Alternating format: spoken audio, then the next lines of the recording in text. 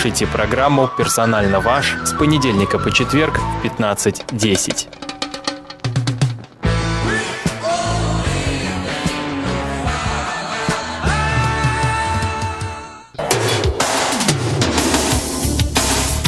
Персонально.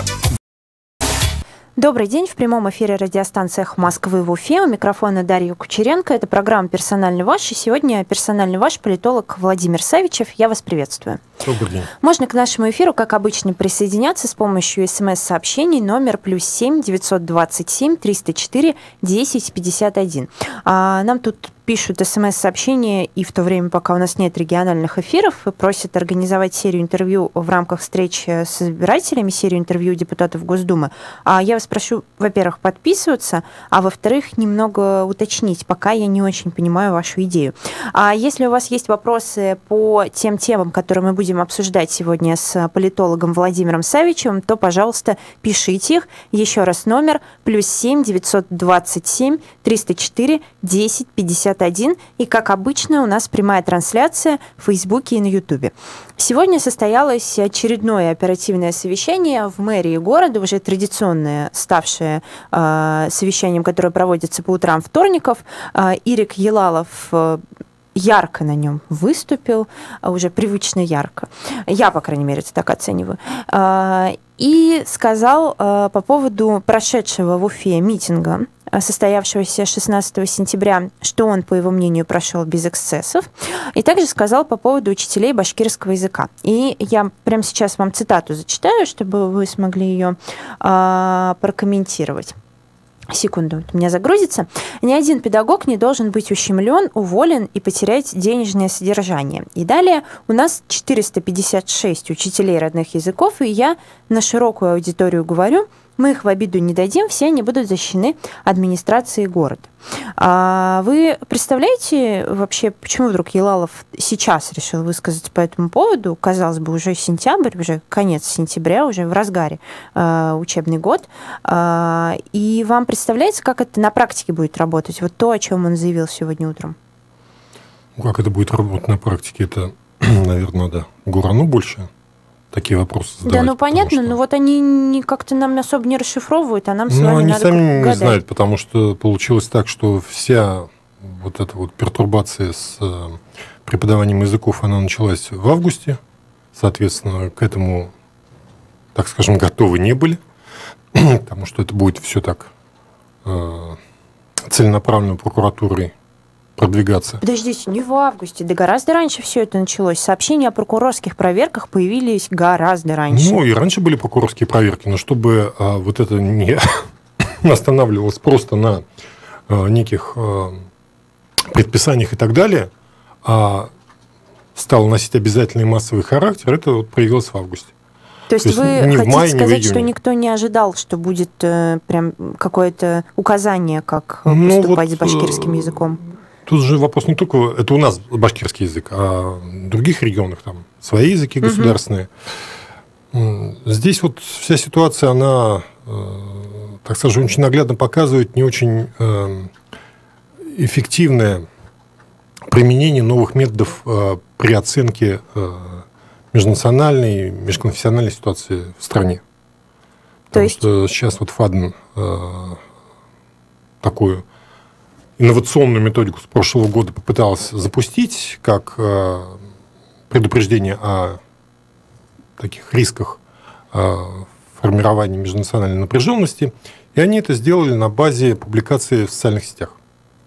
Соответственно, там, где много начинают говорить о какой-то проблеме, это обозначается как потенциальная точка напряженности, и, значит, там надо принимать решение. Ущербность вот этой системы заключается в том, что теперь оценивается не реальная проблема, а оценивается децибелы ее произношения.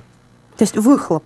То есть если кто-то целенаправленно начинает раскручивать какую-то проблему, неважно, что она, допустим, не затрагивает большинство, просто они начинают громко кричать, надрывно, то сразу срабатывает сигнальная лампочка, что вот об этом очень много говорят, вот это вот действительно проблема, она ярко проявилась, давайте будем принимать какие-то решения. Вот, на мой взгляд, точно так же получилось по языкам. То есть есть определенная небольшая группа людей, которая очень громко говорит о том, как это плохо изучать не свой язык, и вообще зачем нам изучать какие-то примитивные языки. Вот у нас тут есть те языки, которые мы уважаем, а все остальные нам не нужны. Почему вы думаете, что это небольшая группа людей? А потому что, давайте посмотрим статистику, сколько у нас отказалось, вот, откровенно отказался от башкирского языка. 8%. То есть это небольшая группа. Согласилось только 73. Что значит «только»? Это, между прочим, не просто квалифицированное, а конституционное большинство, даже более того. И вот когда 73% не видело в этом проблемы, а эту проблему на ровном месте стали раскручивать, вот это и вызывает сегодня вот такие эксцессы, и это вызывает конечно, мы сейчас такое бурление. Идеальные условия того, что никого не заставляли писать никакие заявления, не ставили их я могу так безвыходное сказать, положение. Вот, у моего ребенка очень такая грамотная, классная руководитель, она нас собрала в конце августа, сказала, вот знаете, вот такая ситуация. Я давно работаю, я вам могу по своему опыту сказать, что вот надо так. И, в принципе, родители согласились с ее аргументами, и у нас никаких конфликтов, никаких проблем в классе не было. Угу. То есть, как вот снизили до минимального уровня преподавания башкирского языка, все с этим согласились. Никто не написал отказную, никто там не стал в принципиальную позу, что я не буду изучать. Хотя, в общем, класс очень многонациональный. Там даже ребенок, этнический вьетнамец есть в классе. Угу. Все очень спокойно, адекватно к этому отнеслись. То есть вот то, что сейчас происходит, дискуссия по поводу изучения государственного языка, это только в Башкортостане или не Нет, только в Башкортостане? Нет, это везде происходит. Если это происходит везде, почему вы говорите, что это некое искусственно созданное, если мы видим, что это происходит в разных национальных республиках? Потому что была дана единая команда, соответственно, эта единая команда и исполняется. Кем была дана? На совещании правительства, президентом было обозначено, что да, надо привести. Послушайте, сообщения о прокурорских проверках появились за несколько месяцев до обращения президента в Йошкар-Оле. А дело в том, что может быть, надо некоторые было проверить. СМИ не обращали на это внимание, но они надо были. было проверить, насколько вот эти вот сообщения, они имеют под собой реальную почву. Да было постановление прокурора, было предписание в адрес главы республики. Еще в мае, насколько я помню, оно было выписано об устранении нарушений. А президент сказал совсем недавно. Нарушение в данном случае здесь в чем? В навязывании башкирского языка в школу. Что значит навязывание? Навязывание – это когда родителям не объясняли, что они имеют право написать заявление о том, чтобы их дети не изучали башкирский язык. Вопрос на самом деле очень спорный. Если мы говорим что по Конституции у нас равенство государственных языков, то если один государственный язык, мы по нему сдаем ЕГЭ, он, по сути дела, обязательный, никто не спрашивает, будете вы, не будете на русском языке изучать. Это, в общем-то, мы тоже формально пишем, что да, там, чтобы мой ребенок изучал на русском языке такие-то предметы. Но все понимают, что пишется формально. Почему формально? Подождите, во-первых, есть локальные какие-то нормативные акты. Во-вторых, у каждой школы принимают учебный план. Это все министр образования объяснял. У нас в федеральном законодательстве четко записано, что русский язык, он преподается в рамках федерального стандарта. То есть это федеральный стандарт, это не по выбору, это основа. Второе, если вы не будете изучать русский язык и не будете сдавать ЕГЭ по русскому языку, то куда вы поступите без обязательных ЕГЭ? Русский у нас входит в состав обязательного ЕГЭ, не по выбору. Русский – это основной язык общения народов, которые проживают на территории Российской Федерации. А кто же отрицает это дело? Никто же не отрицает. Так. Но в Конституции записано равенство государственных языков. И поэтому, если равенство государственных языков, то, вот, допустим, как в Татарстане не сделали, они сделали свой тоже стандарт по изучению татарского языка. И, в принципе, они опираются на федеральную конституцию в этом вопросе.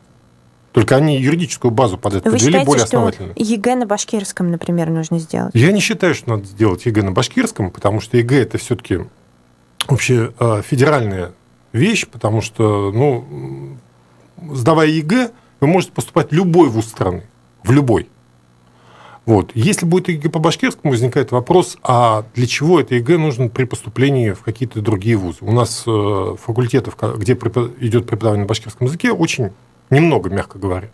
Вот, поэтому здесь, наверное, это был бы перебор. Угу. Но при том, что башкирский язык как государственный должен иметь такой же формальный статус, чтобы у нас конституционные принципы полностью соблюдались, в этом я убежден.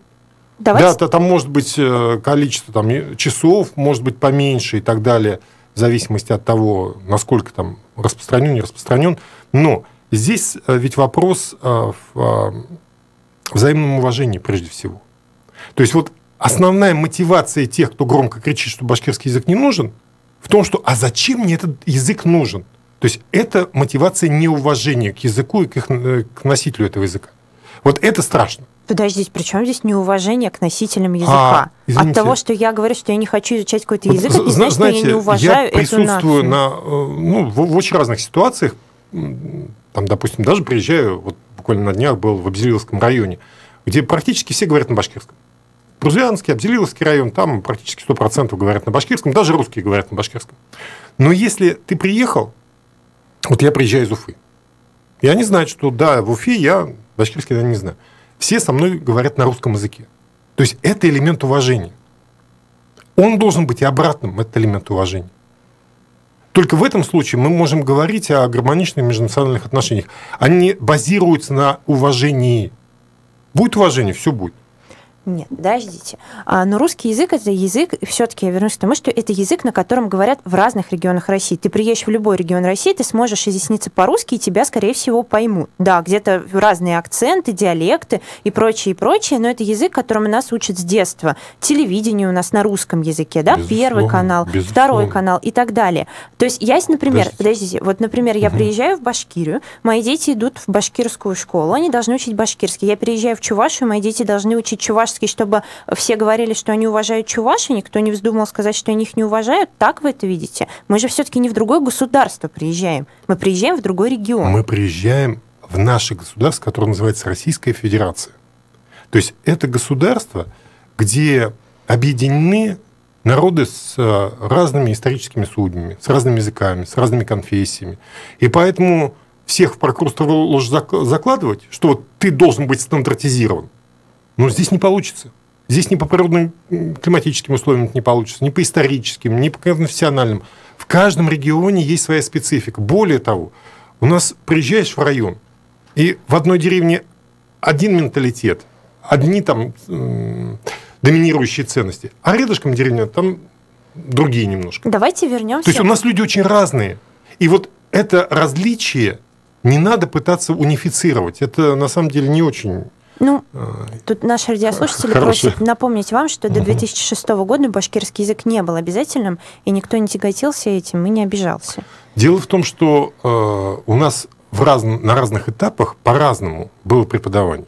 Вот если мы посмотрим в 30-х годах, допустим, почему у нас на Западе, в западных районах, сегодня даже те башкиры, которые имеют ШЖР, а ШЖР имеют только башкиры, они разговаривают на языке, который, по сути, татарский. Потому что в 30-х годах, когда пошла государственная политика ликвидации неграмотности, башкирских учебников практически не было, а татарские уже были. Они были разработаны гораздо раньше, они еще до революции были разработаны. И поэтому, раз указание пошло из Москвы, обязательно изучать. На каком языке объяснять, изучать? Русские вообще не знали там. Вот этот близкий, давайте на нем. И люди с детства, изучая как бы башкирский язык по татарским учебникам, они, естественно, начинают говорить на классическом татарском языке, по сути дела. Потому что их с детства этому научили, и как-то вот даже бытовой язык, он воспринимался как, не совсем правильный. Правильный – это вот канонический язык. Угу. Вот мы там тоже получили такой нюанс, и сегодня тоже копии ломают о том, что вот татар там переделали в башкир и так далее. Но если в этой деревне у людей ШЖР, они уже не татары, они уже башкиры. Подождите, смотрите, вы говорите о том, что если ты отказываешься учить башкирский язык, живя в Башкортостане, таким образом ты проявляешь неуважение к титульной нации, назовем это. Я не буду называть так. Хорошо, ладно. Тем самым ты проявляешь неуважение к людям, которые в составе Российской Федерации чувствуют себя народом, у которого есть своя родина. И на этой родине у них есть вот такие элементы, так скажем, отличия от других территорий, которые вот дают им четкое понимание. Интересно, да, я на своей башкирской земле. Причем это не отрицает того, что А русские должны себя, не знаю, простите, ощущать, как будто они не у себя дома, да? В том-то и дело, что у себя дома, потому что мы также обустраивали республику, и более того, я сюда не приехал, у меня там предки живут здесь не одно столетие. И, естественно, они все это обустраивали, у меня нет ощущения гостя. Я здесь человек, который родился, это тоже моя земля, это моя родина, но вот у меня предки жили, и получалось так, на одном конце вот они в деревне жили, а другой конец деревни был башкирский. И они общались, они взаимодействовали друг с другом, они находили этот общий язык, они находили вот эти вот элементы взаимодействия, которые потом из поколения в поколение передавались. Мы тут с вами прям разжигаем, конечно, но тем не менее. Мы разжигаем? Смотрите, сколько башкир, согласно переписи, где-то треть, да, населения. То есть получается, что 2/3 населения Башкортостана должны обязательно учить башкирский язык, чтобы треть населения Башкортостана чувствовала, что к ним относятся уважительно. Подождите. Это очень странные критерии. Что значит учить? У нас нет такого, что ты должен знать башкирский на 5. У нас нет такого, что ты обязательно должен говорить по-башкирски. Ну а смысл тогда? Зачем преподавать в школе, если ты не будешь знать этот язык? Я в школе изучал рисование. Я до сих пор очень плохо рисую. Ну, потому что есть код способности, у кого-то нет способности к рисованию. На самом деле, вот со мной вот несколько раз позанимались, и я почувствовал, я вот в течение занятий нескольких гораздо больше для себя воспринял, чем за все время обучения в школе рисованию. У нас есть... все очень так сильно зависит от предметника, от учителя. Вообще ребенок знает предмет только в двух случаях. Если ему нравится учитель или ему нравится предмет. Других вариантов нет. Но если мы вернемся к башкирскому языку, проблема-то в чем? У нас есть масса предметов, где там одни ученики их любят, другие не любят. То же самое и с башкирским языком. Кому-то он нравится, кому-то не нравится. Очень много зависит от учителя. То есть я сам видел, вот мы с крымской делегацией были в 153-й школе, и там, естественно, они вообще там даже не представляют себе, что можно разговаривать по-башкирски. Они говорят, мы не сможем. Они говорят, вот сейчас мы 20 минут посидим, и вы несколько фраз скажете по-башкирски. Они говорят, такого быть не может. Сказали. Это вопрос методики преподавания. Я, конечно, не училась в башкирской школе, но, насколько я понимаю, как это сейчас происходит, что часы ведь не могут быть вот откуда-то из воздуха взяты на башкирский язык. Значит, где-то урежут или сделать 6-дневку вместо 5-дневки, например.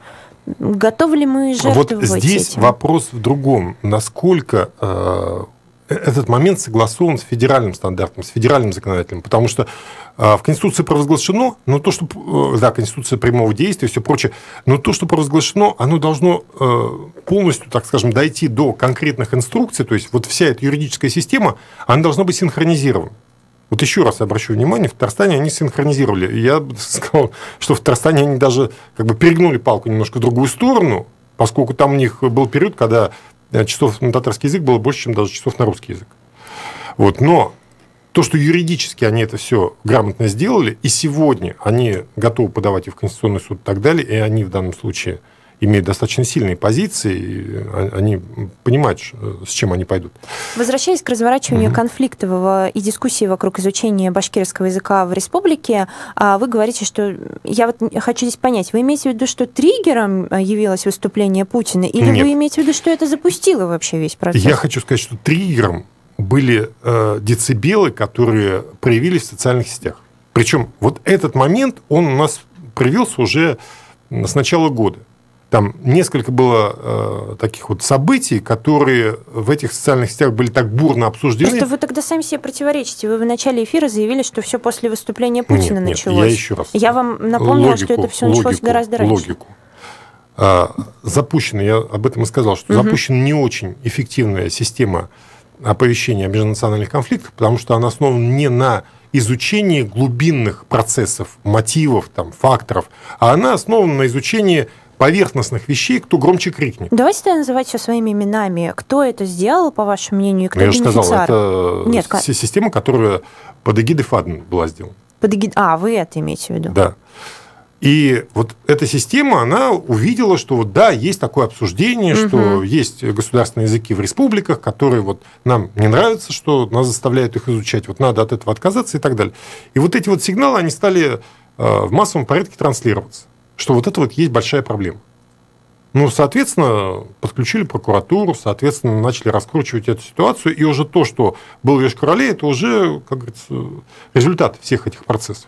То есть все было логически выстроено и продумано, на ваш взгляд? Ну, так как сказать, было я быть. бы сказал, что не логически выстроено, а просто вот методологическая ошибка в исследовании, в анализе межнациональных процессов, который идет, она вот приводит к тому, что у нас возникает конфликт на ровном месте. А если это все это некий сценарий, то понимают ли люди, Я не думаю, что это сценарий. Нет? Я думаю, что это просто ошибка в формировании инструментария для выявления... То есть не ожидали такую реакцию?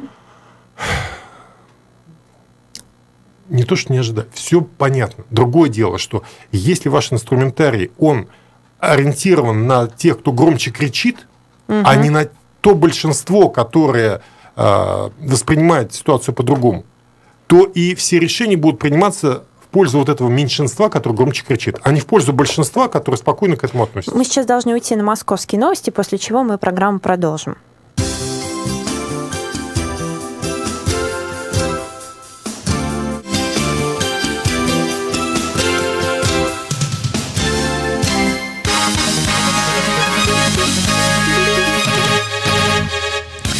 В Москве 13 часов 30 минут. На Эхе новости. Люблинский суд Москвы обязал политика Алексея Навального и фонд борьбы с коррупцией опровергнуть ряд утверждений из фильма «Он вам не Димон». Таким образом, удовлетворен иск о защите чести и достоинства фонда «Соцгоспроект». Он, по некоторым данным, связан с окружением премьер-министра. В фильме ФБК утверждал, что этот фонд участвовал в преступной схеме.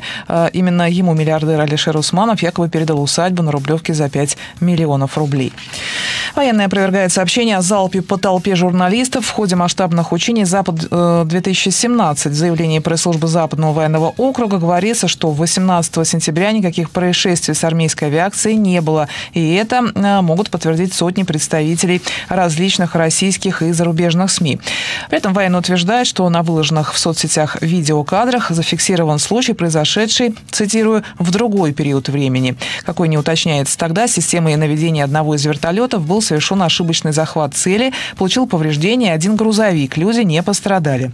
Ранее интернет-издание 66.ru утверждало, что среди пострадавших от обстрела двое журналистов, причем произошло это 16 сентября. В Москве торжественно открыли памятник оружейнику Михаилу Калашникову. Монумент стоит в сквере на пересечении Долгоруковской и Садовой Каретной улиц.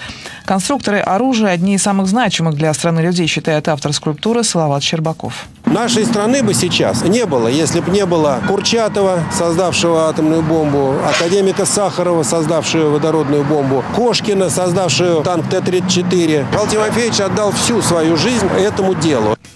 Именно автомат Калашникова останется в истории как символ надежности, отметил на церемонии глава Ростех Сергей Чемезов. Ну а министр культуры Владимир Мединский назвал автомат культурным брендом России.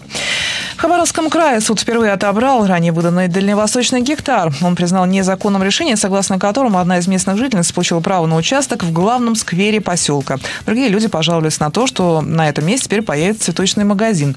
Дальневосточные издания неоднократно сообщали, что среди участков, попавших под распределение, были и те, на которых уже находится чья-то собственность. Михаил Саакашвили в ближайшее время будет жить в Черкасской области Украины. Именно оттуда он будет ездить по всей стране. Сегодня бывший губернатор Одесской области приехал в Киев, чтобы передать требования о предоставлении ему всех документов, на основании которых он был лишен украинского гражданства. На Украине в отношении Саакашвили возбуждено несколько уголовных дел, в частности, о незаконном пересечении границы. Официальный курс доллара на завтра уже известен. 58 рублей 10 копеек, евро 69 рублей 68 копеек. В Москве сейчас плюс 13 градусов. Ночью обещают 8-10, завтра днем плюс 16-18, без осадков. Марина Старцина, служба информации, Эхо Москвы. Реклама. Все, чем живет и дышит башкирская благосфера. Каждый четверг в 14:35 на радиостанции «Эхо Москвы» в Уфе. Павел Степанов и Анна Яни расскажут вам главные новости социальных сетей. Телефон рекламной службы «Эхо Москвы» в Уфе. 216 35 99. Будет реклама, будет и эхо. На то мы и партнеры.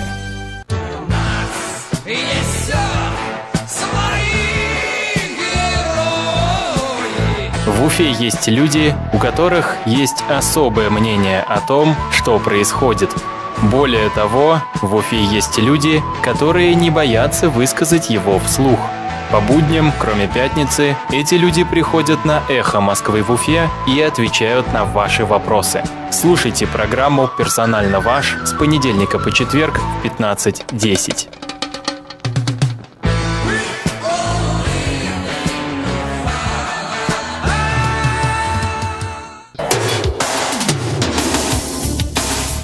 Персонально ваш.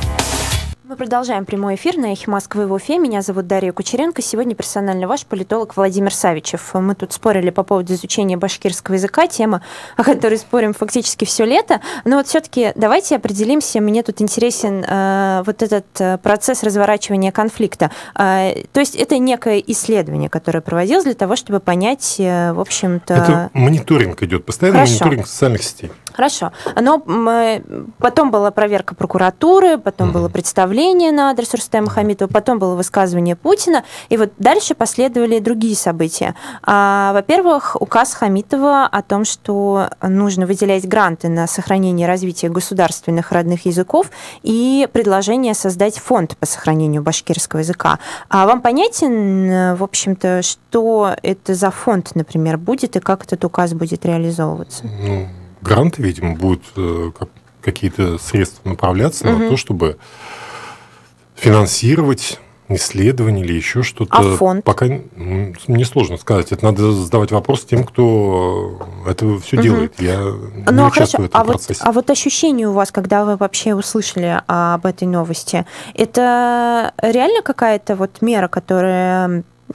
как вот подумали, взвесили, все поняли, что нужно вот сохранять и развивать башкирский язык. Давайте сделаем вот это и вот это. Или это просто такой информационный шум вокруг самая этого эффективная создать и мера успокоить? Это надо успокоить крайности. Потому что сейчас вошли в клинч две крайние позиции. Одна крайняя позиция – это то, что не надо нам никакого башкирского языка, и другая крайняя позиция, что ах так, мы тогда очень сильно по этому поводу будем обижаться, и вот мы будем доказывать, что... И выйдем на митинг. И выйдем на митинг в том числе, да, потому что там завело, закрутило и так далее. Тут основная проблема заключается в том, что на ровном месте создали столкновение двух крайностей. При том, что большинство людей на все это смотрят и говорят, вам что, делать нечего? Вот вы на ровном месте создали конфликт. Зачем вы это создали? Мы уже привыкли, мы уже адаптировались. У нас уже не было, у абсолютного большинства, у 73%, не было вопросов к этому. Есть и есть, ладно, мы так согласились, мы так дальше живем, всех это устраивает, все нормально. Вы знаете, это похоже на то, что, например, ты живешь в стране, где есть царь, а потом тебе говорят, а еще существует система, при которой можно выбирать главу государства. И ты такой, мы не хотим царя, мы хотим выбирать. Если у нас демократия, то, наверное, надо делать то, чего хочет большинство. Вот демократия – это все-таки то, за что большинство. Вы так интересно трактуете. Демократия – это еще и о том, что ты в данном случае в школе, у тебя есть по закону возможность выбирать, то давай выбирай, а не просто обманывай людей о том, что, в общем-то, не вводи их в заблуждение. Подождите. А в чем был обман-то? Заблуждение не вводи. Хорошо. В чем было заблуждение? В том, что у тебя нет возможности выбирать башкирский язык. Я просто помню даже разговоры с теми, кто давно живет в Уфе, или с коренными уфимцами, которые работают у нас в редакции, когда они очень удивились, узнав, что, оказывается, у их родителей была возможность написать заявление, чтобы они могли не изучать башкирский язык в школах. Я коренной уфимец там в нескольких поколениях, и меня это, например, абсолютно не напрягает, и более того, я понимаю, что, допустим, для моего ребенка это... если... А я не хочу, чтобы он уезжал из республики никуда, потому что, еще раз говорю, у меня предки тут несколько столетий живут. И я понимаю, что когда ты приезжаешь куда-то в глубинку, где разговаривают на башкирском и татарском языке, то хотя бы понимать, о чем идет разговор, это важно, нужно. Про митинг хочу еще поговорить с вами. По разным данным вышло, наверное, средняя цифра – это 2000 человек, потому что организаторы говорят, что там 3500, кто-то говорит, что 1500. Я по своим наблюдениям могу сказать, что это не меньше, чем на митингах сторонников Навального, а значит, это где-то 2000, потому что митинг, организованный башкортом, не подсчитывался с помощью счетчиков, с помощью ручного подсчета, а вот митинг сторонников Навального подсчитывался оба раза. Ну, давайте возьмем, не знаю, вы можете соглашаться, можете не соглашаться с этой цифрой, по крайней мере, это было достаточно, массово. У нас в эфире по телефону был политолог Аббас Галямов, который сказал, что вот, по его мнению, Уфа уже постепенно привыкает к таким массовым протестным движениям, и протестовать против, например, власти становится уже такой привычкой, ничего в этом удивительного нет. Вы какую-то тенденцию в этом видите в митингах в Уфе? Пока тенденции нет, потому что пока есть вот эти разовые ошибки, но если они будут с такой периодичностью случаться, то, конечно, тенденции появятся. Дело в том, что все равно это меньшинство. То есть 2000 – это еще не то движение, которое действительно можно назвать там, захватившим общество и так далее. Вот проблема с этой ситуацией заключается в том, что на ровном месте дали вот этим крайностям аргументы для того, чтобы они начали раскачивать общество. 2000 вышли на площадь. А сколько людей узнали о том, что эти 2000 вышли на площадь? Сколько прочитали средства массовой информации? Сколько зашли в группу Башкорт и прочитали их посты? И те, кто категорически не хочет учить башкирский язык, и те, кто сейчас очень сильно обиделся на эту ситуацию, это меньшинство. И с той, и с другой стороны. Но сегодня им дали возможность раскачивать ситуацию. Но так часто бывает. Большинству, к сожалению, в нашей стране вообще фиолетово. На многие проблемы. На многое происходящее в стране все равно. Вот это большинство, оно в это время работает, оно не митингует. И когда у нас большинство работает, вот это как раз самое замечательное, что может быть. Потому что страну То есть вы считаете, что люди, которые выходят на митинги, они не работают, они безработные у нас страну создают созидатели. Те, кто что-то строит, те, кто что-то делает, вот это люди, которые действительно заботятся о своей стране. А те, кто просто говорят об этом. Хорошо, то есть если ты созидатель, если ты строитель прекрасного будущего в своей стране, ты свои права законным методом, выходя на улицу, отстаивать не можешь. Так получается. То ты с маргиналом сразу становишься, правильно? Я вот на этих выходных был в лютеранской кирхе. Это вот тоже, кстати, к вопросу о том, что... У них там праздник был большой, да? Этот год это 500-летие реформации, соответственно, вот именно в лютеранской кирхе все это происходило. Вот там представители разных протестантских конфессий были, и мусульмане, и православные, и католики, и так далее. Но вот чем отличается именно вот эта община? Тем, что она тихо, без надрыва, без всяких там митингов, она делает свое дело. Там обидены люди, которые получают удовольствие от того, что они сделали дело. И они из такой помойки, вот в прямом смысле этого слова, сделали такой красивый уголок Уфы. Он красивый и в архитектурном плане, и в духовном, и в культурном, и там даже... может, до момента, пока их притеснять тут не начали, если наступит на их интересы... Вот вопрос насчет притеснения, не притеснения. У них там тоже были... Слушайте, а православные выходят на большие митинги в Москве, например, против фильма «Матильда». Они тоже все бездельники и маргиналы? Кто выходит против фильма «Матильда», я вот не вижу основания. А что выходить-то? Они считают, что оскорбляют святого. У нас много точек зрения, поэтому оскорбляют чем? Давайте просто тему, о которой мы сейчас можем углубиться в «Матильду». Мне хочется все-таки понять по поводу митингов. У вас «Матильду», кстати, еще никто не видел. Да, никто не видел, но все обсуждают. Это так. И в Уфе, кстати, не факт, что покажут. Все как-то пока боятся. Я, кстати, не обсуждаю, не пойду. Не пойдете? Нет. Не потому, что там что-то с Николаем. Мне сам сюжет не интересен. Мне Николай не интересен. И все, что с ним связано. И Матильда тоже. И Матильда тоже, да, соответственно. Вы сказали такую вещь, которую я хочу понять. То есть вы имеете в виду, что люди, которые выходят на митинги, это реально бездельники? Это люди, которые не умеют решать свои проблемы конструктивным путем. Ну, а если ты бьешься головой об стену, и проблема не решается? Пример с лютеранской общины. У них тоже там были предписания насчет того, что вот вы занимаетесь там проповедованием, это нельзя. У нас есть законодательство, что только традиционные религии это могут делать, и они очень спокойно, последовательно убедили, что вся их деятельность, она исключительно в соответствии с законом, хотя тоже и в прокуратуру вызывали, там и Следственный комитет подключался, и прочие спецслужбы подключались и так далее. Они в спокойном режиме все обосновали, все доказали, и им сказали, да, Все, мы поняли, вы правы. Иногда у тебя просто не остается инструментов для того, чтобы решить проблемы и привлечь внимание к ней. Ты пишешь обращения, или ты не умеешь этими инструментами пользоваться. Письма. Вы серьезно считаете, что в России можно с помощью каких-то бюрократических инструментов решить проблемы? Вот есть обманутые дольщики, например. Конечно, сколько лет они уже не могут решить проблемы? Ну, первое. Знаете, у меня тоже была ситуация, когда покупалась квартира. Вот. И я много где был, и все это изучал, очень внимательно к этому относился. Были очень заманчивые предложения, что вот это, там, квадратный метр гораздо ниже и так далее. И все-таки остановились на том варианте, который был 100%. То есть не пошли по пути того, что ой, как там хорошо, как там заманчиво, давай-ка мы на это поведемся. Поэтому обманутые дольщики, прежде всего, они должны себе задать вопрос. А мы были вообще действительно правы, когда повелись вот на все это дело? Мы действительно все риски взвесили, которые здесь есть? Или мы были не совсем правы? То есть, когда человек начинает винить всех окружающих, это детство, это человек так и не повзрослел. Все, что происходит с человеком, это происходит прежде всего из-за него самого.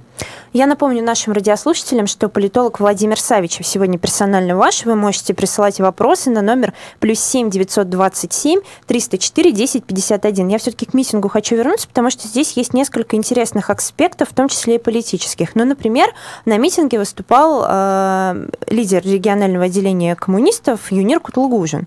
И, в общем, сказал, что считает неправильной позицию главы республики по вопросу изучения языков и так далее. Про Башнефть вспомнил. А вчера, когда задержали руководство Башкорта, выяснилось, что Юнир Кутлугужин поехал в полицию, а потом и в суд. Вам понятно, как политологу, почему вдруг КПРФ оказалась с ними на одной площадке? В прошлый раз, когда был у вас в эфире, я об этом тоже говорил, что сегодня КПРФ начинает, так скажем, очень явно демонстрировать определенные этнические пристрастия. И в Башкортостане? Да, да. И в результате часть, так скажем, актива начинает уже перемещаться в другие политические партии. Но для Компартии отходить от интернационалистических позиций, это, ну, по сути, подрывать свою основу. Национал-социализм. Ну, это не национал-социализм. Это уже не идеология, так скажем, левой партии. А почему эти процессы происходят у КПРФ сейчас? А у КПРФ вообще большой кризис и идеологический, и кадровый, идеи? И так далее. Я бы сказал так, старая идея, на которой они ехали, она все закончилась, она выдохлась. Вот посмотрите итоги этих выборов. Патриоты России получают 3 мандата, а КПРФ получает 2.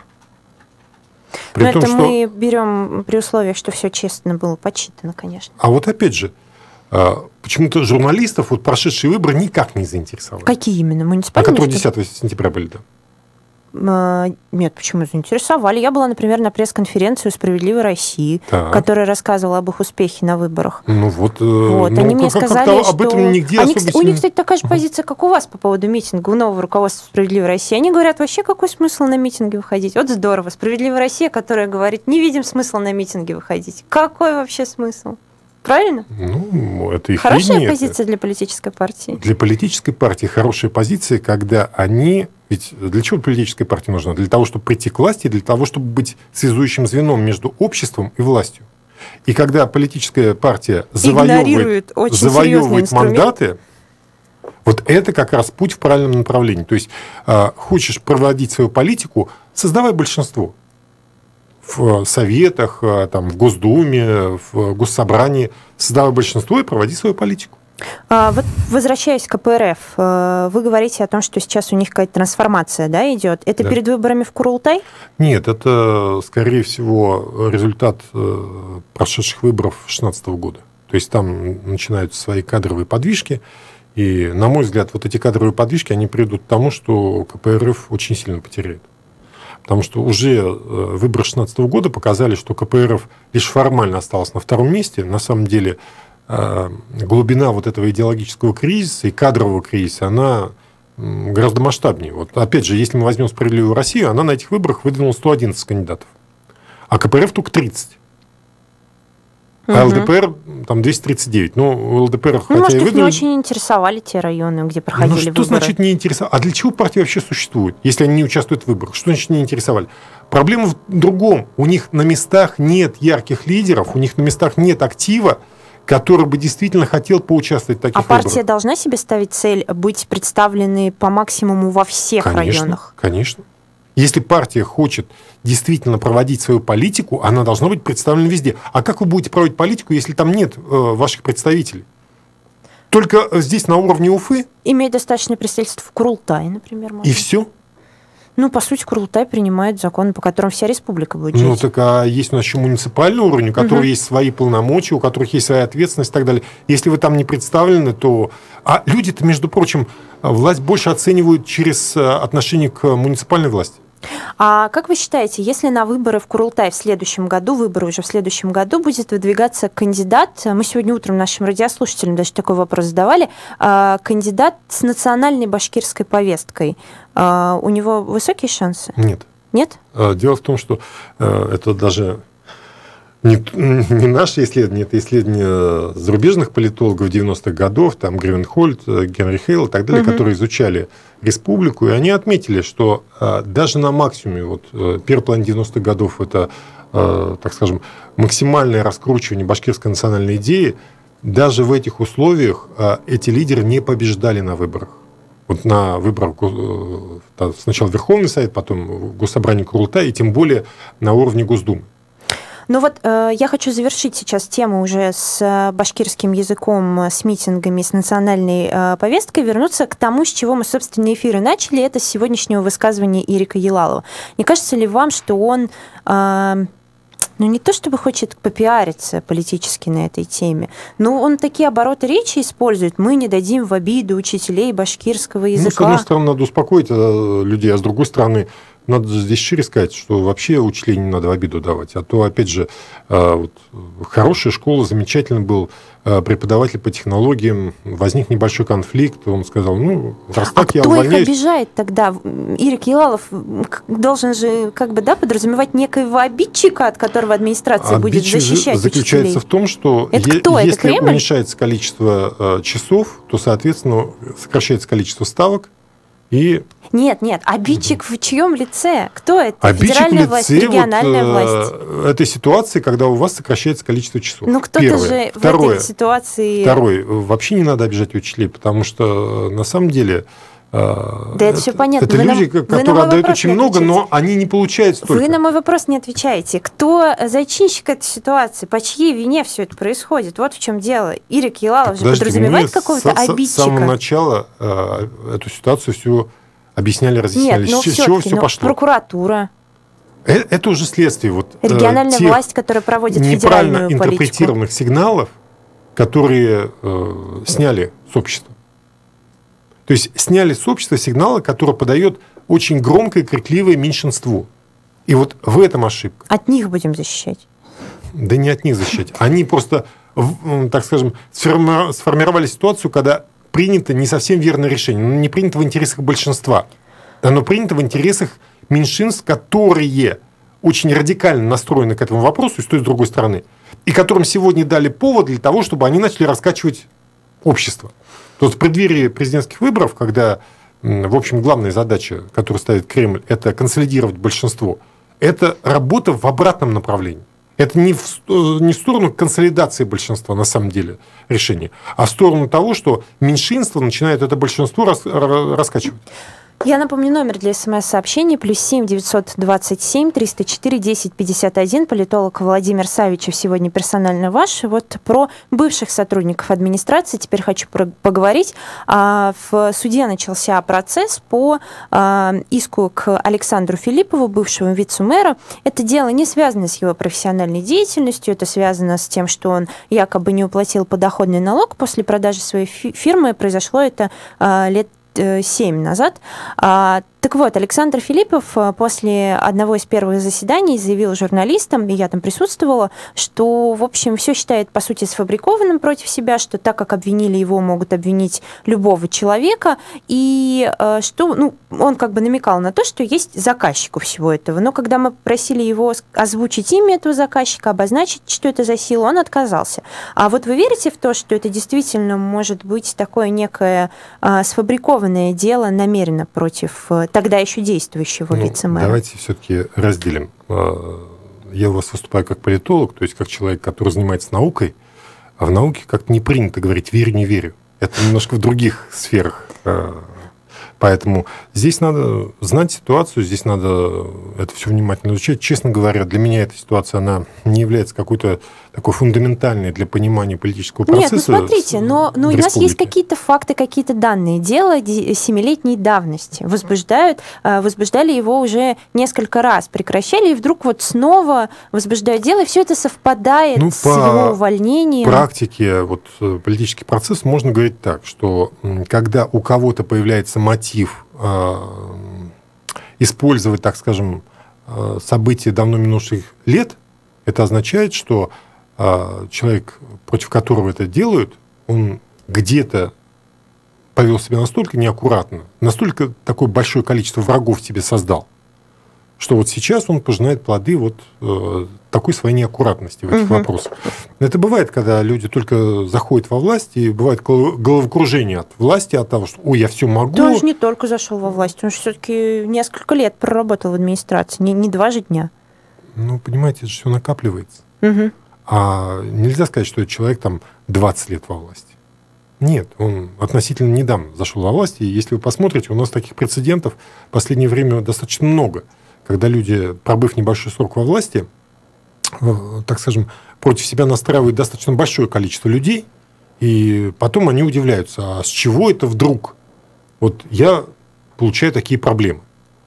То есть, а если человек хочет работать честно и быть при этом во власти, но его решения не очень устраивают его коллег, значит, его карьера достаточно рано закончится? А дело в том, что во власти всегда надо создавать большинство. То есть, если ты заходишь во власть, и у тебя есть своя политическая концепция или даже личностная концепция, то начинать надо с того, что ты создаешь большинство свое, которое также убеждено в том, что да, вот эта идея правильная, вот эта цель правильная, и только в этом случае, да, ты чего-то можешь достигнуть. А если это по принципу «нас мало, но мы в тельняшках», мы сейчас всех шашками порубаем, опять же, у нас достаточно много прецедентов, когда такие махатели шашек, они... Нас очень... мало, но мы создаем много шума. Еще вот так может быть. Это и так может быть. Прямо еще пару вопросов хочу с вами успеть до конца программы. Во-первых, это решение суда о том, что решение, прошу прощения за тавтологию, Курултая не рассматривать вопросы проведения референдума было признано незаконным. А удивило ли вас это решение суда? И какие действия, как вам кажется, как политологу, депутаты сейчас предпримут, если, по сути, их обязывают заново рассмотреть этот вопрос? Значит, заново рассмотрят. Какое решение примут на этот раз? Сложно сказать, насколько это важно, не важно. На самом деле, даже события, так скажем, в других странах показывают, что в Голландии прошел референдум, признавать, не признавать. В Британии тоже прошел референдум, но это воспринимается ничего, мир не развалился. Да, как некий сигнал, что общество сейчас было настроено так. Дело в том, что сегодня общество может быть настроено так, завтра оно может быть настроено по-другому, и поэтому ни в одном референдуме нет какой-то фундаментальной опасности. Опасность заключается в том, когда само общество, так скажем, уперлось в своем понимании какого-то процесса, и оно готово отстаивать эту свою позицию, даже идя на баррикады, даже идя на какие-то силовые действия. Вот в чем опасность. А то, что люди высказывают свое мнение... А почему тогда нормально. Курултай так нервно относится к этому вопросу? Почему бы не разрешить? Это, наверное, к депутатам Курултая надо. У вас такие ощущения. Вы же наверняка анализировали, у нас что там за люди в Курултае. Есть определенная традиция, что не хватает элемента дискуссии. Опять же, с людьми общаешься на местах. Сегодня все просят, чтобы давайте поменьше давления, давайте поменьше принудиловки. Объясните нам, зачем. Да мы готовы это сделать. Вы только объясните нам правильно. Зачем это надо? И вполне возможно, что да, ваши аргументы... То есть депутатам надо было объяснить? Конечно. Так не допустили руководители инициативной группы объяснить им? Просто не допустили. И депутатам надо объяснять очень активно свою позицию. Так депутаты не допустили на заседании ее. Ну, вот это вот к вопросу о... Не очень хотели, наверное, чтобы нам объясняли. Так скажем, традициях, которые, наверное, сегодня уже мешают развитию политического процесса. То есть, чем больше диалога, тем меньше конфликта. Люди, которые разговаривают, они не воюют.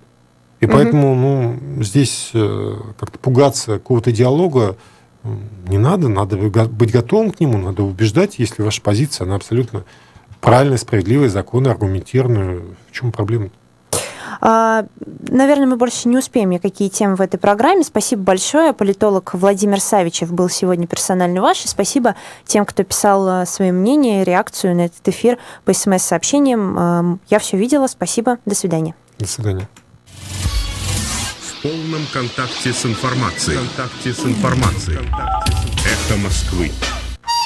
Конопольская. Итоги недели без Евгения Киселева. Вы что, ребята, вообще с ума сошли, что ли? Втроем собраться? Где Алексей Алексеевич Венедиктов?